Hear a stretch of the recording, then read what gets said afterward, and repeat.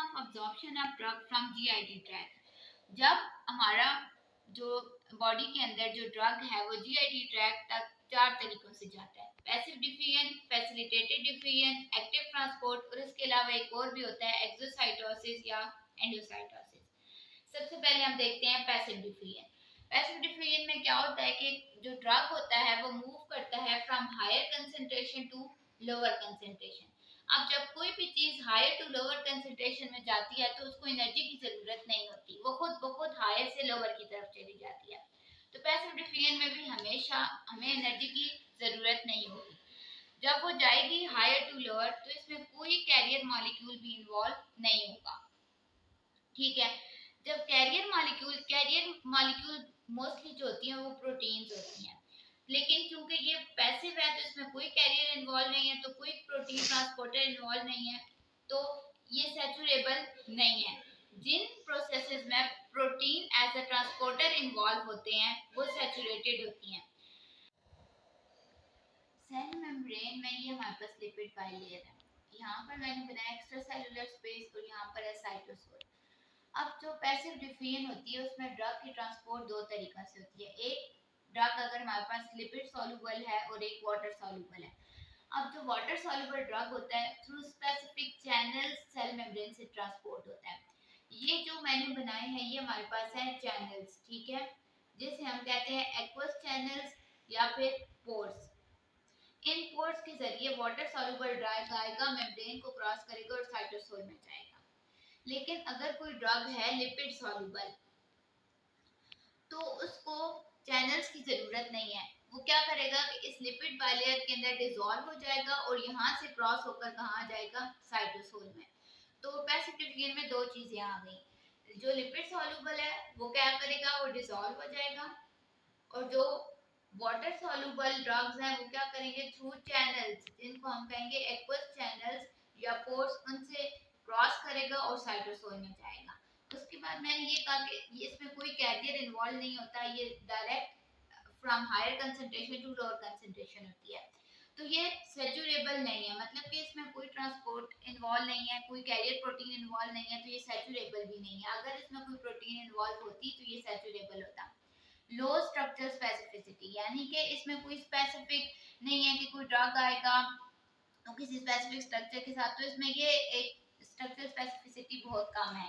अब जो ज्यादा ट्रांसपोर्ट होती है ड्रग की जीआईटी से वो थ्रू पैसिव डिफ्यूजन आती है। तो अगर ये एमसीक्यूज आ जाए कि कौन सा रूट है जिससे majority of the drug distribute होता है, तो वो पैसिव डिफ्यूजन है।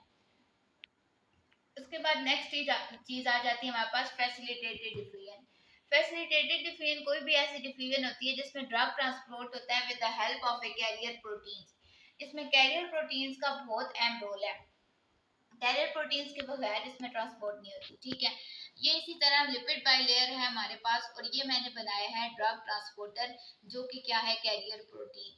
अब जब कोई ड्रग आता है तो वो इस ट्रांसपोर्टर में पहले जाता है और फिर मूव करता है साइटोसोल के अंदर।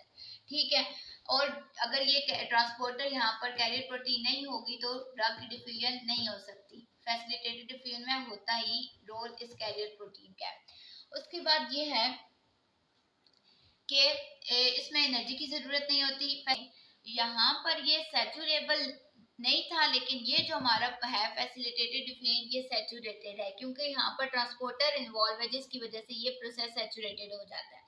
उसके बाद वो ये कह रहा है कि it is inhibited by other compounds. Other compound का मतलब है कि अगर कोई ड्रग के साथ कोई ऐसी चीज आती है जो कि compete करती है फॉर दैट ट्रांसपोर्टर और हो जाती है कि वो बाइंड हो जाए, तो हो सकता है कि वो वाला सब्सटेंस इस ड्रग के ट्रांसपोर्ट को थ्रू सेल मेम्ब्रेन इनहिबिट कर दे। तो ये फैसिलिटेटेड डिफ्यूजन में ये पॉसिबिलिटी है कि अगर कोई और चीज ड्रग के साथ compete करेगी to pass through the cell membrane तो वो इस प्रोसेस को इनहिबिट कर सकती है। एक्टिव ट्रांसपोर्ट, एक्टिव ट्रांसपोर्ट में एनर्जी इन्वॉल्व होती है। एनर्जी क्यों इन्वॉल्व होती है, क्योंकि कोई भी ड्रग या सब्सटेंस है उससे मूव करना होता है from lower concentration to higher concentration. तो जब भी कोई चीज लोअर से हायर की तरफ जाती है तो उसको एनर्जी चाहिए, बगैर एनर्जी के वो ट्रांसपोर्ट नहीं होती। तो एक्टिव ट्रांसपोर्ट में बेसिकली एनर्जी इन्वॉल्व है, इसलिए मैंने लिखा है कि ये एनर्जी डिपेंडेंट प्रोसेस है।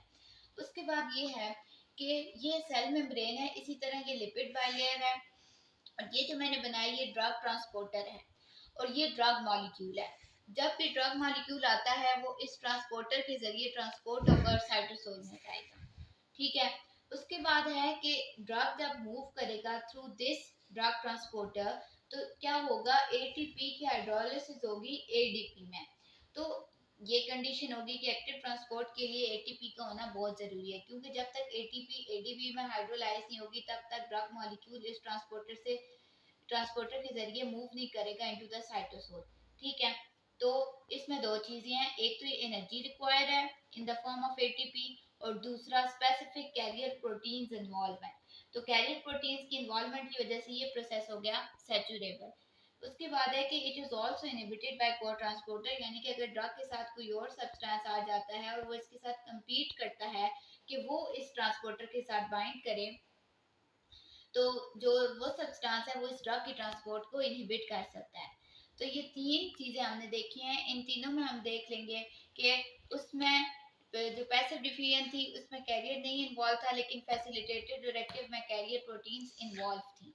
जो पैसिव था वो नॉन सैचुरेबल था, लेकिन जो फैसिलिटेटेड और एक्टिव था ये सैचुरेबल था।